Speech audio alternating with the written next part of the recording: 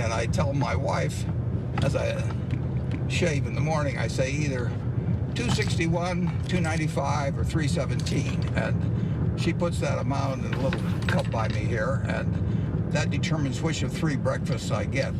Warren Buffett isn't just one of the richest people alive. He might also be the world's cheapest billionaire. Buffett spends less on breakfast than most people do on coffee. He famously orders a $3.17 McDonald's meal, but only if the market is doing well. If it's down, he downgrades. He still lives in the same modest house he bought for $31,500 over 60 years ago. Based on his car, you would think Buffett is a middle-class grandpa and not one of the world's richest people. At the same time, though, in 1989, Warren Buffett's company spent $23 million in today's money on a private jet. In 1952, Buffett bought a public speaking course that ended up costing him a staggering $1.2 billion. Don't worry, we'll get more into that story later on in the video. Also in 1952, Buffett splurged 6% of his then net worth on a wedding ring, money that would have grown into nearly $10 billion had it been invested instead. Despite this, Buffett calls the purchase of this wedding ring the best investment he's ever made. I've never bought a piece of jewelry that I've regretted. It is clear that Warren Buffett thinks that if someone wants to truly become rich, sometimes they must be willing to pay up, even outside of the stock market.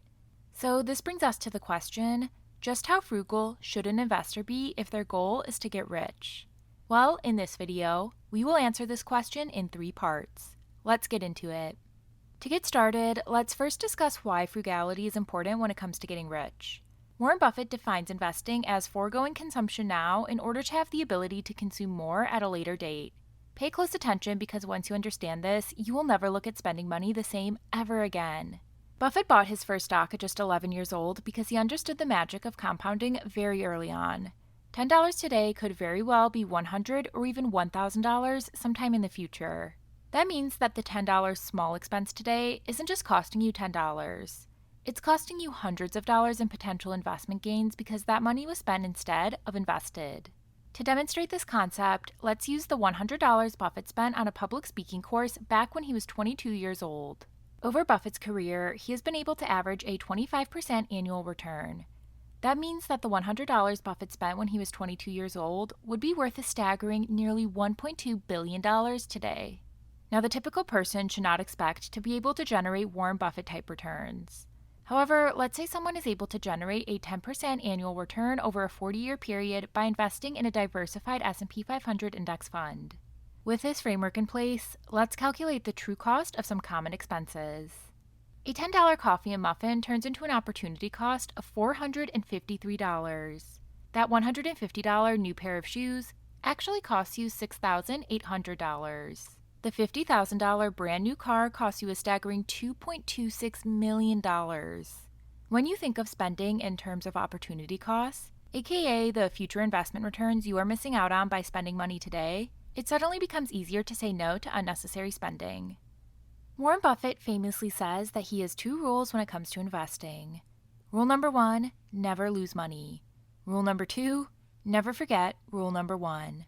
Spending money on things you don't need is a guaranteed way to break these rules without ever making a bad investment in the stock market. It's also a guaranteed way to delay the day that you will reach financial freedom. The magic of compound interest is a huge reason why it's a good idea to be at least somewhat frugal and consistently underspend your income.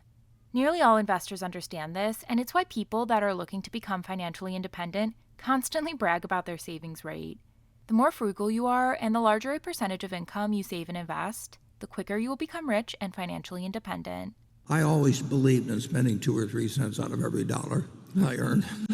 This raises the question, just how frugal should you be as an investor? On one side, you don't want to be the person that spends everything they earn and has nothing left over to invest. However, you also don't want to focus so much on maximizing savings that you fail to enjoy your life for the sake of maximizing your investment account.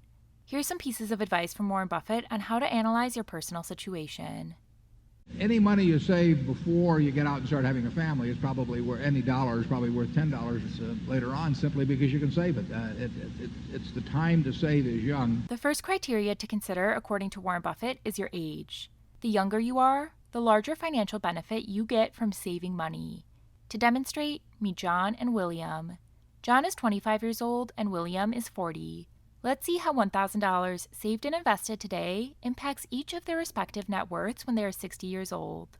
For the sake of this example, we are going to assume a 10% annual return. Since William is 40 years old, the $1,000 saved and invested can generate returns for him for 20 years. Over those 20 years, that $1,000 turns into $6,728. Not bad at all. Now let's see how things look for John.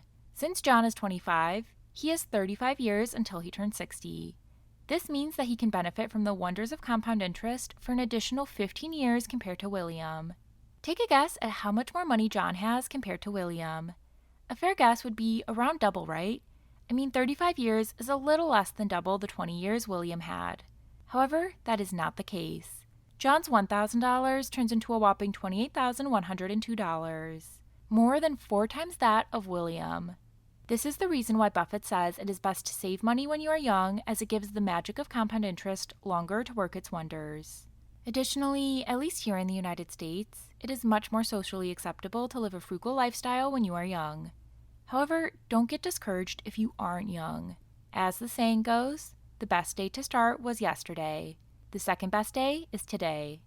The second criteria is how much you value things outside of investing. Who's to say whether it's better to defer $1 of expenditure on your family on a trip to Disneyland or something that they'll get enormous enjoyment out of, so that when you're 75 you can have a 30-foot boat instead of a 20-foot boat. Buffett has built a personal brand around being a down-to-earth, frugal billionaire.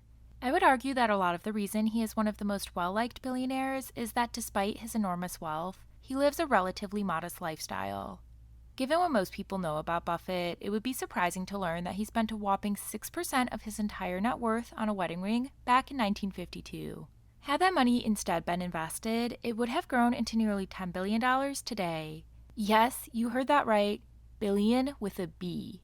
Despite this, Buffett still considers the purchase of the wedding ring his best investment ever. This is saying something coming from the greatest investor of all time. Additionally, Buffett would say it would be foolish to be cheap when it comes to spending on things that are expected to return much more money for you later on down the line. Remember earlier how I said that public speaking course Buffett purchased caused him to miss out on $1.2 billion in investment gains? Well, according to Buffett, it was money well spent. It may be hard to picture now, but when Warren Buffett was younger, he had stage fright and was extremely introverted. He knew this was going to hold him back in his business career. So Buffett gladly spent that money, as he knew the return on investment of spending that money was going to be highly lucrative. As CEO of the 7th largest U.S. company, who speaks in front of audiences of tens of thousands of people in person and millions watching on TV, I think it is safe to say that the public speaking class was money well spent. Buffett also believes that how frugal you are should be dependent on the investing opportunities available in the market at that specific time. And if you find that everything is extremely cheap, like in '74, you should put every available dime into equities, and that's what we've tried to do. Let's look at what is currently happening in the U.S. stock market as an example. Take a look at this chart of that S&P 500 free cash flow yield. Free cash flow yield is a valuation metric that tells you how much cash a company generates from its operations relative to its stock price. Basically, how much cash you're getting for every dollar you invested in the stock. The lower the free cash flow yield, the more expensive stocks are relative to the cash they are generating. As you can see here, U.S. stocks are at their most expensive levels in the past 20 years. As you can see in this chart, in 2011 and 2012, it was a much better time to be frugal because stocks were much cheaper. You would have gotten more than 2 times more cash flow from foregoing consumption back then than you do now. This leads us to the third question of how long should you stay frugal? I have everything in life I want. It's a very simple thing. If there's anything that money could buy, there are things money can't buy, but if there's anything money could buy that I wanted, I'd do it this afternoon. I've been studying Warren Buffett for years. In my view, Buffett's ability to remain relatively frugal despite his massive net worth really comes down to 2 things. First, he does not get his self-worth from material items. Buffett refers to this as having an inner scorecard, a concept he learned from his father. Most people try to use material possessions as a way to signal to society that they are successful. Things like designer clothes, fancy cars, and huge houses they can't afford. This type of spending behavior makes it very difficult for people to build wealth. The second reason why Buffett has been able to remain frugal all these years is that he doesn't have any expensive hobbies. Buffett doesn't get joy from spending his time collecting art or building a billion-dollar yacht. Instead, his hobbies include inexpensive activities like playing the card game bridge and researching new potential investments. These are all great lessons from Buffett we can apply to our own life. I mean, after all, Buffett seems like a pretty happy guy, and let's just say he knows a thing or two about how to get rich. So there we have it. If you enjoyed this video, make sure to check out this video here because it covers Warren Buffett's advice on how to generate high returns with small sums of money. It has over 500,000 views, and people have found it incredibly useful. I will see you over there.